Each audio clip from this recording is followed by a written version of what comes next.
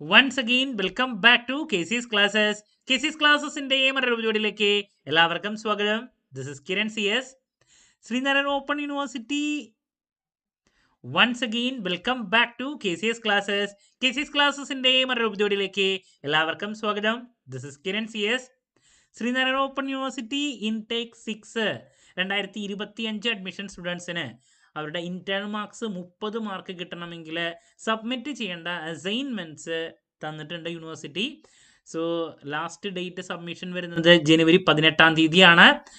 ഒരുപാട് കുട്ടികൾക്ക് അസൈൻമെന്റിനെ റിലേറ്റ് ചെയ്തിട്ട് സംശയങ്ങളുണ്ട്. എങ്ങനെയാണ് ഒരു അസൈൻമെന്റ് പ്രിപ്പയർ ചെയ്ത് സബ്മിറ്റ് ചെയ്യേണ്ടത്, എത്ര പേജ് വേണം, ദെൻ 2 സെറ്റ് അസൈൻമെന്റ് ആണ് വരുന്നത്. ഒരു സെറ്റിൽ 5 ചോദ്യങ്ങളാണ്.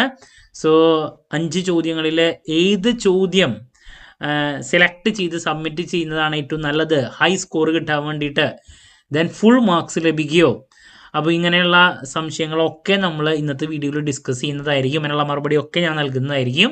വീഡിയോയിലോട്ട് പോണേക്കാൾ മുമ്പ് പറയാനുള്ളത്, നമ്മുടെ സ്ഥാപനം Sreenarayana open university BCom BBA MCom BA MA എല്ലാ കോഴ്സസിനും ഓൺലൈനായിട്ട് കോച്ചിങ് പ്രൊവൈഡ് ചെയ്യുന്ന സ്ഥാപനമാണ്. അത് മാത്രമല്ല നമ്മൾ അസൈൻമെന്റ് സപ്പോർട്ടും പ്രൊവൈഡ് ചെയ്യുന്നുണ്ട്.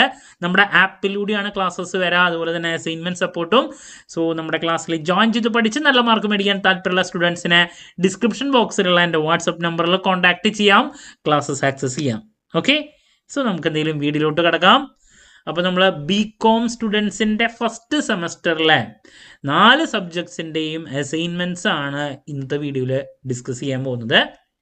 നിങ്ങൾ മനസ്സിലാക്കേണ്ട ഒരു കാര്യം, ടോട്ടൽ 100 മാർക്സ് ആണല്ലോ നിങ്ങൾക്ക് വരുന്നത്. 100 മാർക്സിൽ ബ്രേക്ക് ഡൗൺ എന്ന് പറയുന്നത് 70 മാർക്ക് റിട്ടേണും 30 മാർക്ക് ഇൻറ്റേർണലും ആണ്. സോ 30 മാർക്ക് ഇൻറ്റേർണൽ ലഭിക്കുന്നത് ഒരു സബ്ജക്റ്റിന് 2 അസൈൻമെൻ്റ് ആണ്. നമ്പർ 1 ഡിസ്ക്രിപ്റ്റീവ്, നമ്പർ 2 എന്ന് പറയുന്നത് അനലറ്റിക്കൽ. ഇങ്ങനെ 2 ടൈപ്പാണ് വരുന്നത്. ഡിസ്ക്രിപ്റ്റീവിൽ 5 ചോദ്യം തരും, അതിൽ നിന്ന് ഒരെണ്ണം സെലക്ട് ചെയ്ത് പ്രസൻറ്റ് ചെയ്യുക. അനലറ്റിക്കൽ 5 ചോദ്യം തരും, അതിൽ ഒരെണ്ണം സെലക്ട് ചെയ്ത് പ്രസൻറ്റ് ചെയ്യുക. നല്ല രീതിയിലാണ് പ്രസൻറ്റ് ചെയ്യുന്നതെങ്കിൽ, അവരുടെ മാനദണ്ഡങ്ങളൊക്കെ ഫോളോ ചെയ്തിട്ടാണ് പ്രസൻറ്റ് ചെയ്യുന്നതെങ്കിൽ നിങ്ങൾക്ക് ഫുൾ മാർക്ക് സ്കോർ ചെയ്യാൻ സാധിക്കും. അപ്പോൾ എന്താണ് മാനദണ്ഡം എന്നുള്ളത് നമുക്ക് ആദ്യം ഒന്ന് കാണാം. അതിനുശേഷം നമുക്ക് ഓരോ അസൈൻമെൻറ്റിൻ്റെ ഡീറ്റെയിൽസിലോട്ട് കിടക്കാം.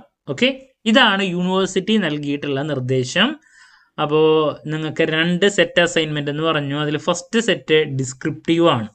സോ ഡിസ്ക്രിപ്റ്റീവ് എന്ന് പറയുമ്പോൾ കുറച്ചും കൂടിയും തിയറി ബേസ്ഡ് ആയിരിക്കും അതിൻ്റെ പ്രസൻറ്റേഷൻ നിങ്ങൾ ചെയ്യേണ്ടതായിട്ട് വരിക. ഡിസ്ക്രിപ്റ്റീവ് ആണ്, വിവരണാത്മകം.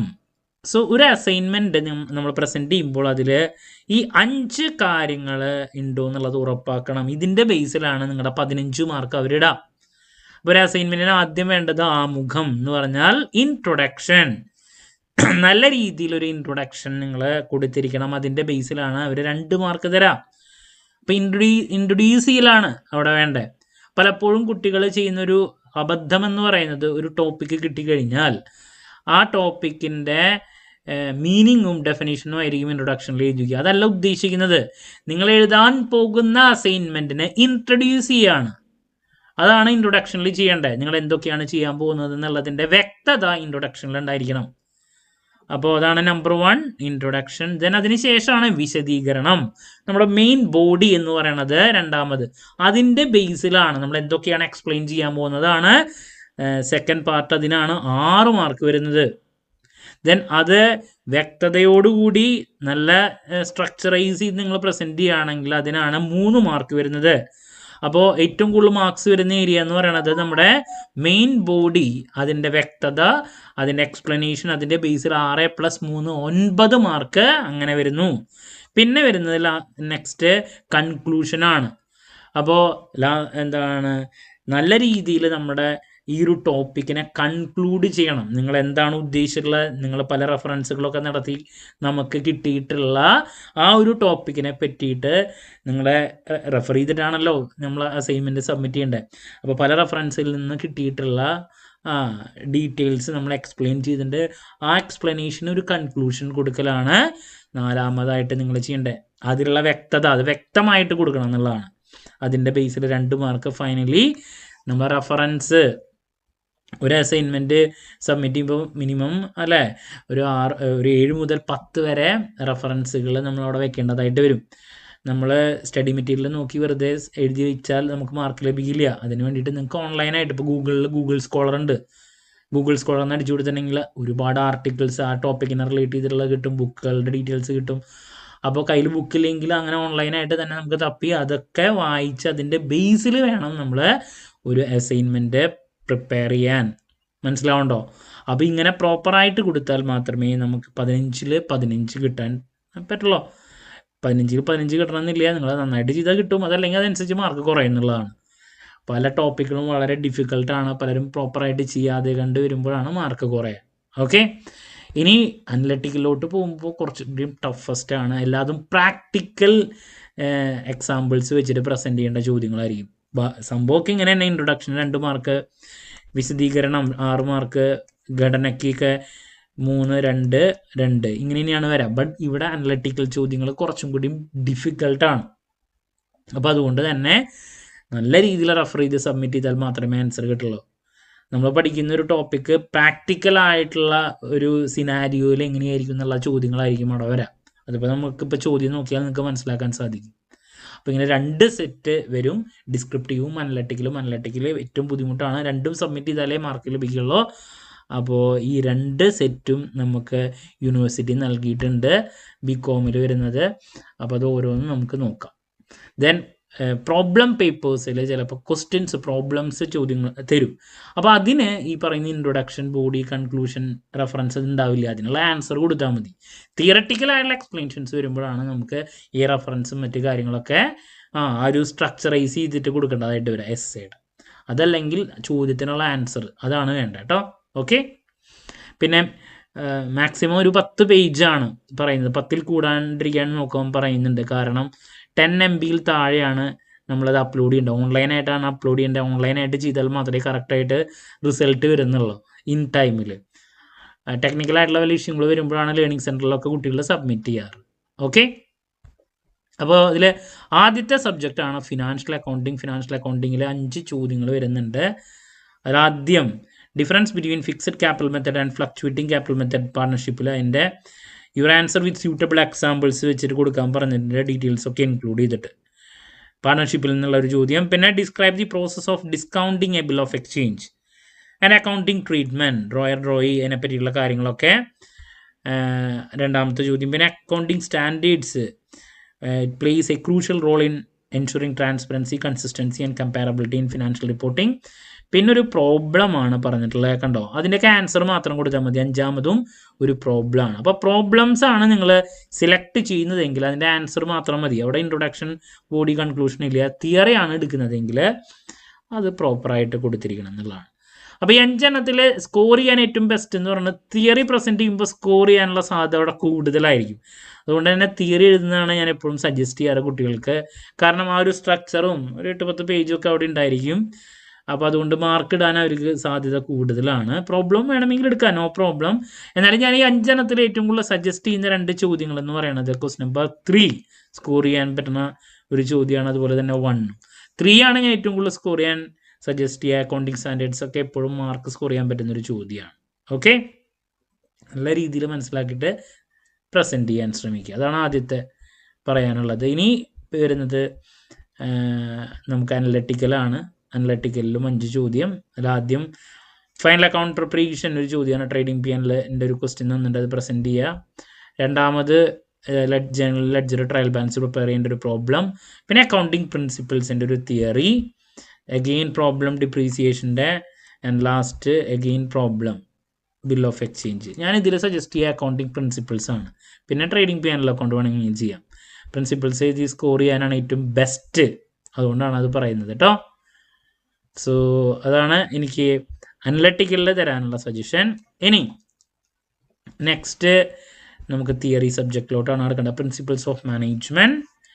സോ ഇതിൽ ഡിസ്ക്രിപ്റ്റീവിൽ 5 ചോദ്യങ്ങളിൽ ആദ്യത്തെ വരുന്നത് മാനേജ്മെൻറ്റ് എന്താണ്, റിലവൻസ്, ആപ്ലിക്കേഷൻ, പിന്നെ process of organising and key principles of sound organisation structure, സ്റ്റാഫിങ്ങിനെ പറ്റിയുള്ള മറ്റൊരു ചോദ്യം, ദെൻ ഡിറക്ഷനെ പറ്റിയുള്ള മറ്റൊരു ചോദ്യം. ഇതൊക്കെ ഡിഫിക്കൽട്ടായിട്ടുള്ള ചോദ്യങ്ങളുണ്ട് കേട്ടോ അതിൽ. പിന്നെ explain the process of managerial control in detail and critically discuss how an effective control system contribute to organizational efficiency. Support with suitable examples-ന് വളരെ ഇമ്പോർട്ടൻസ് ഉണ്ട്. എന്നാലും ഇതിൽ ഏറ്റവും സ്കോർ ചെയ്യാൻ സാധിക്കുന്ന ഈസിയസ്റ്റ് ആയിട്ടുള്ള ഒരു ചോദ്യം ഞാൻ സജസ്റ്റ് ചെയ്യുകയാണെങ്കിൽ ക്വസ്റ്റ്യൻ നമ്പർ 2-1 ആണ്. 2-1 ആണ് സെലക്ട് ചെയ്ത് കഴിഞ്ഞാൽ നിങ്ങൾക്ക് സ്കോർ ചെയ്യാൻ ഏറ്റവും ബെസ്റ്റ്. ഇനി ഇതിൻ്റെ അനലറ്റിക്കലിലോട്ട് കിടക്കുകയാണെങ്കിൽ അതിൽ 5 ചോദ്യങ്ങൾ വരുന്നവർ ആദ്യം മിൻസ്ബർഗിൻ്റെ managerial roles, gap between planning and execution in organisation, planning reduce uncertainty, critically evaluate ചെയ്യാൻ പറഞ്ഞിട്ടുണ്ട്. പിന്നെ principle of unity of command and span of control, അതിൻ്റെ റിലേഷൻഷിപ്പ്, പിന്നെ leadership, how situational leadership enables managers to adapt their style according to employee and organisational needs, അതിൻ്റെ with examples. പിന്നെ how controlling function contribute to managerial effectiveness, identify deviation with example. അപ്പോൾ 5 ചോദ്യങ്ങൾ ഇതിൽ വരുന്നതിൽ ഏറ്റവും നല്ലൊരു ക്വസ്റ്റ്യൻ എന്ന് പറയുന്നത് പ്ലാനിങ് ആണ്. ദെൻ പിന്നെ ഏറ്റവും നല്ലൊരു ചോദ്യം എന്ന് പറയുന്നത് കൺട്രോളിങ് ആണ്. ഈ 2 എണ്ണമാണ് സ്കോർ ചെയ്യാൻ ബെസ്റ്റ്. ഒക്കെ ക്രിട്ടിക്കലി വാലുവേറ്റ് ചെയ്യേണ്ടതാണ്. ആ ചോദ്യം പറഞ്ഞ പോലെ പ്രസൻറ്റ് ചെയ്താലേ ആൻസർ കിട്ടുള്ളൂ. അതല്ലാണ്ട് സ്റ്റഡി മെറ്റീരിയലത്തെ പോലെ വെറുതെ എന്താണ് ഫംഗ്ഷൻ ഇമ്പോർട്ടൻസ് ചെയ്ത് വെച്ചാൽ സ്കോർ ചെയ്യാൻ പറ്റില്ല കേട്ടോ. ആ ഫോമാറ്റ് തന്നെ ഫോളോ ചെയ്യണം. ഇനി നമുക്ക് ഹിസ്റ്റോറിക്കൽ ടൂറിസം ആണ് അടുത്ത സബ്ജക്റ്റ് വരുന്നത്. അതിൽ കേരളത്തിൻ്റെ how do Kerala's historical landmarks contribute to tourism industry, heritage with example എഴുതാൻ പറഞ്ഞിട്ട് ഇൻസ്ട്രക്ഷൻസ് നൽകിയിട്ടുള്ളത് ഫോളോ ചെയ്യണം. വളരെ ഡിഫിക്കൽട്ടായിട്ട് നല്ല രീതിയിൽ ഇലാബറേറ്റ് ആയിട്ട് എന്ന് വെച്ചിട്ടുണ്ടെങ്കിൽ കൺസെപ്റ്റ് മനസ്സിലാക്കിയിട്ട് ചെയ്യേണ്ട ഒരു ചോദ്യമാണ്. എക്സാമ്പിൾസ് കൂട്ട് ചെയ്തിട്ട്. പിന്നെ examine the observations of Tavernier, then Bernier, Mundy about Mughal India, how did they works influence historical interpretations of the period. പിന്നെ മെഗസ്തനീസിനെ പറ്റിയിട്ടൊക്കെയുള്ള മറ്റൊരു ചോദ്യം, ഇന്ത്യൻ പൊളിറ്റി, ഇതൊക്കെ കുറച്ച് ട്രാവൽ അതിനെ പറ്റിയിട്ടുള്ളതാണ്. പിന്നെ foreign travellers during medieval and modern times portray Indian culture എങ്ങനെയാണ്. Then provide an overview of major historical destination in India, explain their historical significance and importance. ഏറ്റവും ഈസിയസ്റ്റ് ആയിട്ടുള്ള ചോദ്യം ക്വസ്റ്റ്യൻ നമ്പർ 5 ആണ് കേട്ടോ. ഇതിൽ ഞാൻ അതാണ് സജസ്റ്റ് ചെയ്യുള്ളൂ. ഏറ്റവും സിംപ്ലസ്റ്റ് ക്വസ്റ്റ്യൻ അതാണ്. കുറച്ചധികം ഉണ്ടെങ്കിലും നല്ല മാർക്ക് കിട്ടും. പിന്നെ അനലറ്റിക്കലാണ്. Role of museums in preserving India's historical heritage, how do they contribute to educational tourism. പിന്നെ religious and cultural tourist destinations കുറച്ച് പറഞ്ഞിട്ടുണ്ട്, അതിനെ പറ്റിയിട്ടുള്ള ചോദ്യം. പിന്നെ archaeological survey of India, UNESCO, അതിനെപ്പറ്റിയിട്ടുള്ള മറ്റൊരു ചോദ്യം. ഇതൊക്കെ പ്രാക്ടിക്കലി പ്രസൻറ്റ് ചെയ്യേണ്ടതാണ്. പിന്നെ റിലീജിയസ് ഡെസ്റ്റിനേഷൻ ശബരിമല, കൊടുങ്ങല്ലൂർ. പിന്നെ limitations and challenges of travelogues, historical sources വെച്ചിട്ട്. ഇതിൽ ഏറ്റവും സിംപ്ലസ്റ്റ് ക്വസ്റ്റ്യൻ ക്വസ്റ്റ്യൻ നമ്പർ 4 ആണ്. നല്ല വേണം സ്കോർ ചെയ്യാൻ പറ്റും. ശബരിമല, കൊടുങ്ങല്ലൂർ, ഭഗവതി ടെമ്പിളിനെ പറ്റിയിട്ടുള്ള കേട്ടോ. ഇനി ലാസ്റ്റ് ഇംഗ്ലീഷ് ഫോർ കമ്മ്യൂണിക്കേഷനാണ് സജസ്റ്റ് തരാനുള്ളത്. അപ്പോൾ അതിൽ 5 ചോദ്യം. How different forms of media can be used to improve listening skills in English. പിന്നെ what role does the writing process play in helping individual express their thoughts effectively. പിന്നെ human communication, how each plays a role in our daily lives. പിന്നെ പിക്ചോഗ്രാംസിനെ പറ്റിയിട്ടുള്ള ചോദ്യം, അതിൻ്റെ importance ആണ്. പിന്നെ compare the experiences of reading printed books and reading online content, advantage, limitations. Easiest question number 1 അതെന്നെ suggest ചെയ്യുള്ളൂ. ഏറ്റവും നല്ല ചോദ്യം അതാണ്. നല്ലോണം സ്കോർ ചെയ്യാനും പറ്റും. ആൻഡ് ഫൈനലി അനലറ്റിക്കലിലോട്ട് പോവുകയാണെങ്കിൽ core communication skill, listening, speaking, reading, അതിനെ പറ്റിയിട്ടുള്ളതാണ്. അതിൻ്റെ എക്സാമ്പിൾസ് വെച്ചിട്ടുള്ള ചോദ്യം. പിന്നെ reading is important, is more than just recognising words on A page, it is A skill that supports learning, communication, personal growth, അതിനെ പറ്റിയുള്ള ചോദ്യം. Social media ആണ് 3 വരുന്നത്. പിന്നെ ന്യൂ മീഡിയ പ്ലാറ്റ്ഫോംസിനെ പറ്റിയിട്ടുള്ള ചോദ്യം. Then historical spread of English during colonisation, ഇൻഫ്ലുവൻസിൻ്റെ current role of global language. Easiest question number 1 ആണ്. നല്ലോണം സ്കോർ ചെയ്യാൻ പറ്റും. അപ്പോൾ ഇതാണ് 4 സബ്ജക്ട്സ് നിങ്ങൾക്കുള്ള. സോ ഈ 4 എണ്ണത്തിൽ ഏറ്റവും നല്ലവണ്ണം സ്കോർ ചെയ്യാൻ സാധിക്കുന്ന ക്വസ്റ്റ്യൻസ് ഞാൻ പറഞ്ഞിട്ടുണ്ട്. നിങ്ങൾ ഏത് ചോദ്യങ്ങൾ തിയറട്ടിക്കലായിട്ടുള്ള ചെയ്യുമ്പോഴും ഞാൻ നേരത്തെ പറഞ്ഞിട്ടുള്ള കാര്യങ്ങൾ ശ്രദ്ധിക്കുക. അതിൻ്റെ ബേസിലാണ് മാർക്ക് കിട്ടുക. ഇനി നിങ്ങൾക്ക് എന്തെങ്കിലും അഡീഷണൽ ആയിട്ടുള്ള സംശയങ്ങളുണ്ടെങ്കിൽ കമൻറ്റ് ചെയ്യുക, അതിനുള്ള മറുപടി ഞാൻ നൽകുന്നതായിരിക്കും. നമ്മൾ അസൈൻമെൻറ്റ് സപ്പോർട്ടും ക്ലാസ്സും കൊടുക്കുന്നു എന്ന് പറഞ്ഞിട്ടുണ്ടായിരുന്നു. അപ്പോൾ നമ്മളവിടെ ജോയിൻ ചെയ്യാൻ താല്പര്യമുള്ള കുട്ടികൾക്ക് ഡിസ്ക്രിപ്ഷൻ ബോക്സിലുള്ള എൻ്റെ വാട്സപ്പ് നമ്പറിൽ കോൺടാക്റ്റ് ചെയ്യാം, ക്ലാസ്സസ് ആക്സസ് ചെയ്യാം. ഓക്കെ, മറ്റൊരു വീഡിയോയുമായി വീണ്ടും കാണാമെന്നുള്ള പ്രതീക്ഷയോടെ നിർത്തുന്നു. This is Kiran CS signing off. Have a nice day. Thank U.